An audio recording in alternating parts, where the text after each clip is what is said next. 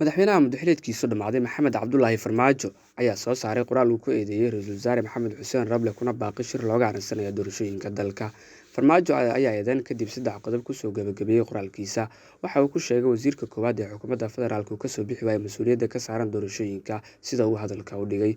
Maxamed Cabdulaahi Farmaajo ayaa ku baaqay shir looga akhrinsanayo ay kasoo qaybgalayaan madaxda dowlad goboleedyada federaalka iyo guddoomiyaha gobolka Banaadir, balse ma uusan sheegin waqtiga uu dhacayo shirkaasi. Farmaajo ayaa sheegay inuu diyaar u yahay dhageysiga talooyinka waxgaradka siyaasiyiinta iyo bulshada rayidka ah qaba tabashooyinka la xiriira doorashooyinka sida uu kusoo gabagabeeyay qoraalkiisa. Wasiir ku-xigeenka wasaaradda warfaafinta Soomaaliya Mudane Cabdiraxmaan Al Cadaala oo warbaahinta la hadlay waxa uu sheegay in dowladda dhexdeeda laga abaabulayo shirqool ka dhan ah Ra'iisul Wasaare Maxamed Xuseen Roble si loo dhaawaco doorashooyinka iyo shirarka looga hadlayo sida loo sixi karo khaladaadka.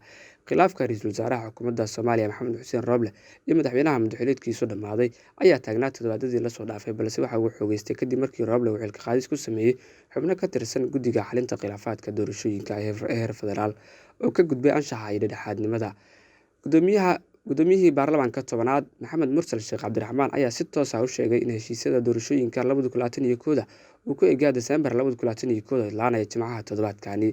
Cabdiraxmaan Cabdishakuur oo dhankiisa warbaahinta la hadlay ayaa hadalkaasi ku fasiray in la doonayo caqabad lagu abuuro doorashooyinka, halka dhanka kale Villa Soomaaliya uu ku eedeeyay inay ku howlan tahay abaabul ciidan. Si aad noola sii joogto waxaad u baahan tahay inaad page-keena like iyo follow aad tiraahdo ama aad subscribe saarato barta YouTube-ka aynu ku leenahay Jowhar TV. Daawade mar waliba waxaad naga heli doontaa warar sugan, short films iyo dhacdooyin sida joogtada